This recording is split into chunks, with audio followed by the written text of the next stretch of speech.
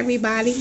Um, I'm coming back with another video on the pastor and the pastor wife. The one that the pastor wife killed him and turned the gun on herself, committed suicide in Atlanta.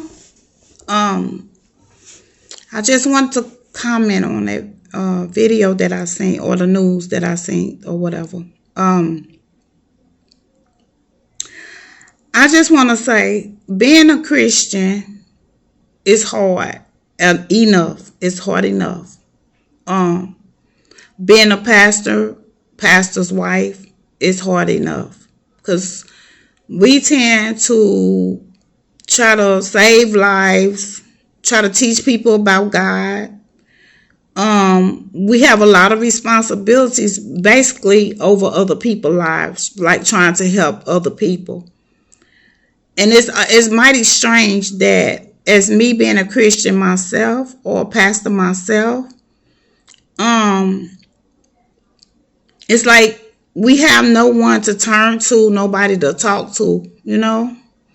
And I just want to say to other pastor wives or pastors, period, when you all have a problem or you start feeling yourself getting depressed, trust me, we know that with us serving God, that God probably wouldn't even allow us, like he always say, he wouldn't put nothing more on us than we can stand or bear.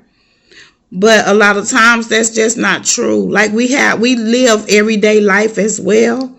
We are human people as well. It's just certain stuff that we cannot or is not supposed to do as a Christian or a pastor of the church, or however, or in the church.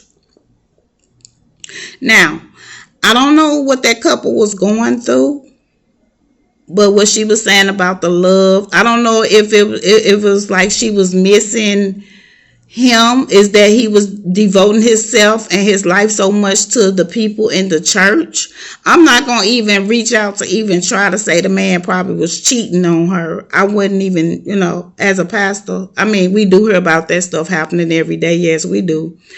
But I mean, when she was saying that she want to feel like somebody care about her, she's not feeling loved and this, maybe he was so busy caught up into the church things of trying to help other people's lives, especially with the pandemic, that she probably, or one of them lost it along the way, you know what I'm saying? Or made the other one feel lost the other way, on the way.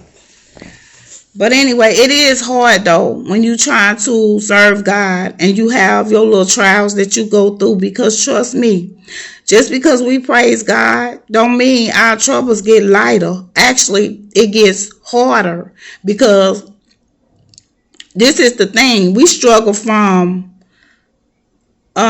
spiritual welfare. That is the most, that's the pain the most that hurts, It's not like a physical, everyday type thing. When you're going through spiritual welfare, oh, that is horrible. Like, it's something in the spiritual world that you can't explain. And you really can't really explain it to other people, because other people probably wouldn't even know what to tell you. But I do know this.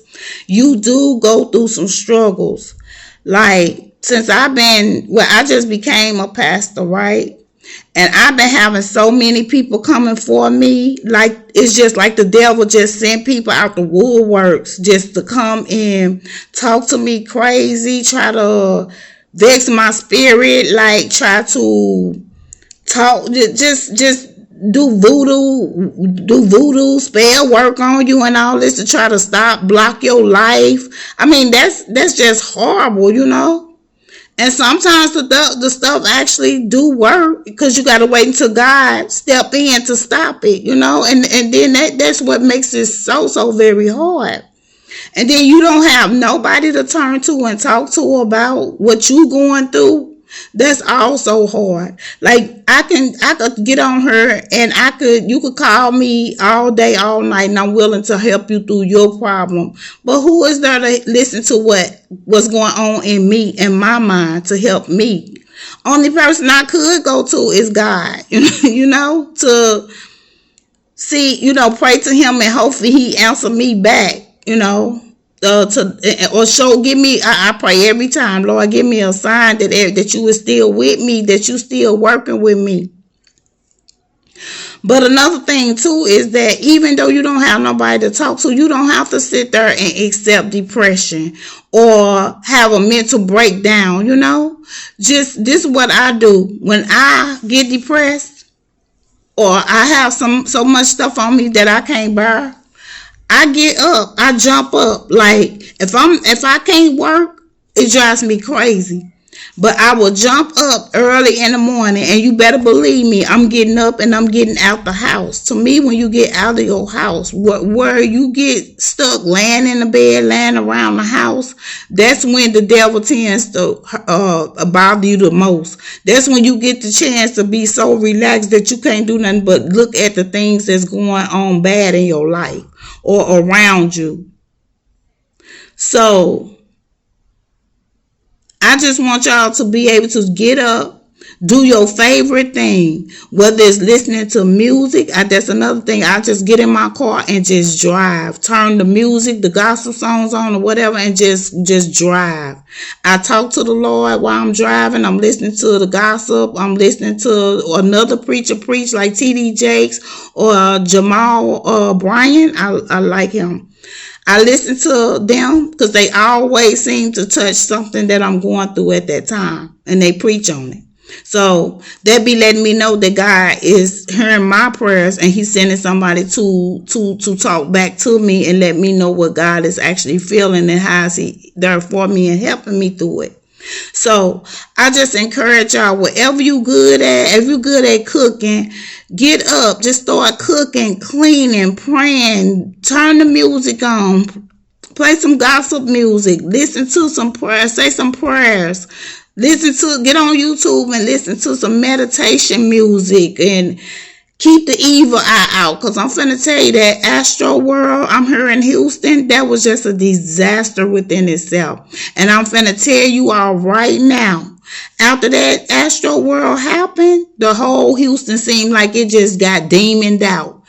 That a couple of days after that happened, I'm talking about seemed like every corner I turned on was an accident, like almost like a bad accident. And it's like, that's crazy. It was like, the world or Houston had got hexed or something from the Astro World or whatever. It's just crazy. But anyway, I'm a spiritual healer, a spiritual teacher.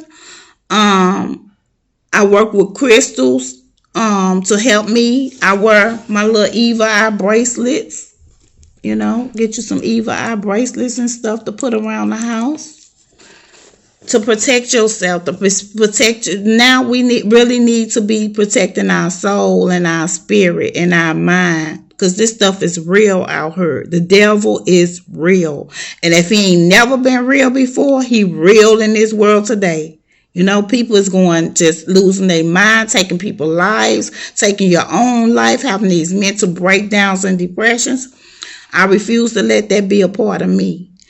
So, but yeah, and I make negative protection spray to keep the negativity away, bring positive thoughts in your home, in your life, in your mind.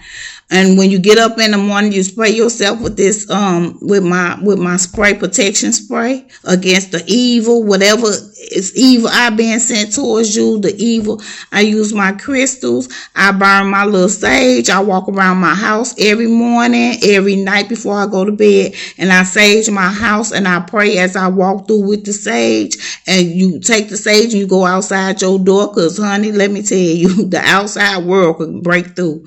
So I keep my house just prayed up and spiritual up. My house is so well spiritualized until when you walk in here, you just want to go to sleep. That's how peaceful it is. Everybody that come visit me ends up falling asleep on my couch. That's crazy, right?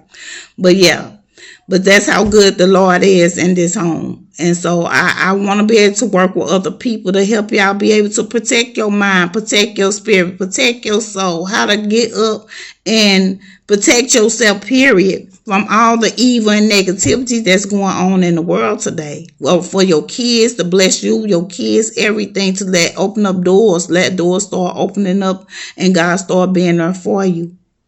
But anyway, I just want y'all to know, don't get so overwhelmed to where you want to commit suicide or kill somebody else. That's just not right. That's just not the way to do it, especially when you got kids. I mean, my kids mean the world to me. They mean the world to me.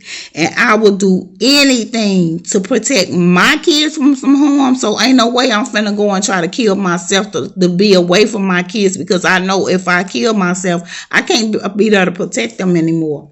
So I hope everybody's out there have a heart like I do, especially for your kids, for your family, or however. I would do anything to protect my family.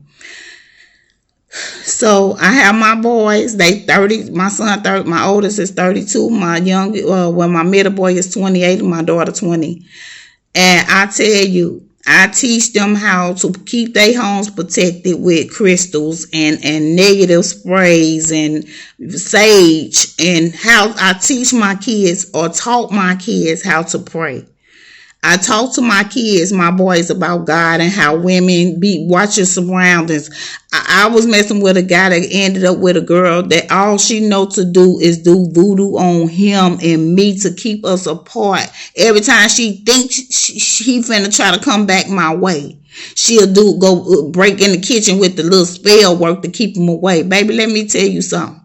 What God has for you, no man, no woman on earth or in hell can keep y'all apart or take anything from you. Whatever God got for you is for you. And no, he would not let nobody come in between what he want to give you. You're going to get it regardless. That's what people failing to realize. And on top of that too, if you is a person that know how to do spell work or think about stuff like that, please, you better stop it, because I'm finna tell you, God don't like ugly. He tell you that all the time. And you can die from trying to put spell work on other people, especially God's people, because that means you messing with God's work of the way he want his people to be, and you trying to block and stop what he has for somebody else. That's not possible. And what you're doing is reversing that stuff back to you. I just want people to know this.